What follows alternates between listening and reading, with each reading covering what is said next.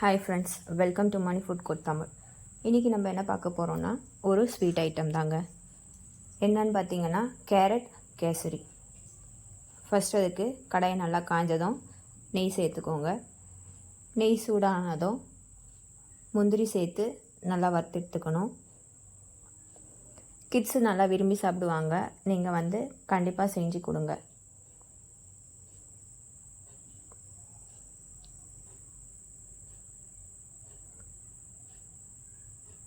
அதே நெய்யில் அரை கப் ரவை எடுத்து வச்சுருக்கேன், அதையும் வறுத்து எடுத்துக்கோங்க.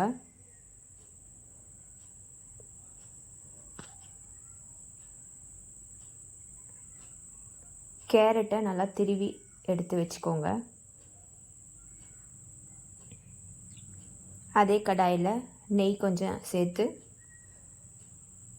துருவி வச்சுருக்க கேரட்டை ஆட் பண்ணிக்கோங்க. நல்லா வதக்கிக்கோங்க. திருகுனதுனால கேரட் சீக்கிரமாகவே வெந்துடும். நான் அரை கப் ரவைக்கு 2 டம்ளர் தண்ணி ஆட் பண்ணியிருக்கேன்.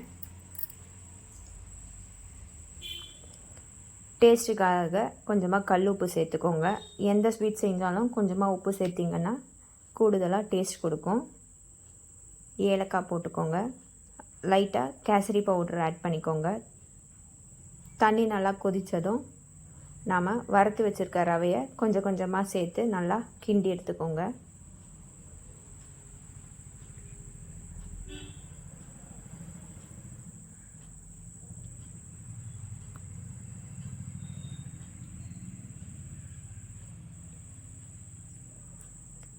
ரவை வேகத்துக்காக மூடி போட்டு ஒரு 5 மினிட்ஸ் நல்லா வேக வைங்க. ரவை வெந்ததுக்கப்புறம் தான் சர்க்கரை சேர்க்கணும். இப்போ பார்த்தீங்கன்னா ரவை வெந்துடுச்சு. நான் ஒரு கப் சர்க்கரை சேர்த்துக்கிறேன். உங்களுக்கு எவ்வளோ ஸ்வீட் வேணுமோ அதுக்கேற்ற மாதிரி நீங்கள் சர்க்கரையை சேர்த்துக்கோங்க.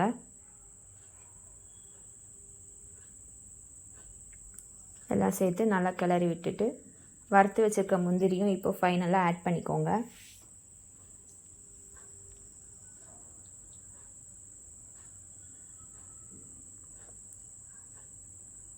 இப்போ பார்த்தீங்கன்னா தெரியும் எவ்வளோ நல்லா தளன்னு இருக்குன்ட்டு கேசரி. இந்த அளவுக்கு இருந்தால் போதும். லாஸ்ட்டாக கொஞ்சமாக கீ ஆட் பண்ணிக்கோங்க.